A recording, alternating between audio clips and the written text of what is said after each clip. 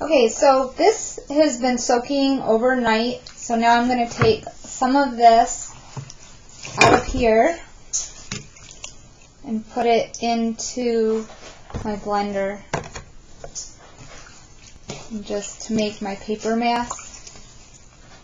I'm going to put some of that water in there so that it will actually blend. And then I'm going to go blend that right now.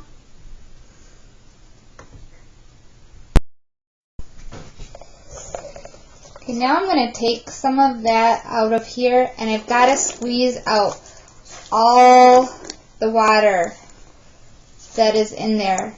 This is how you've got to come in and dry out this paper mask. So you're trying to squeeze out all that water.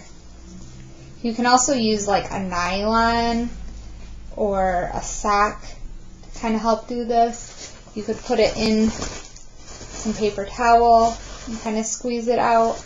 But you want to get as much of that out of this as possible. So you're trying to dry that out.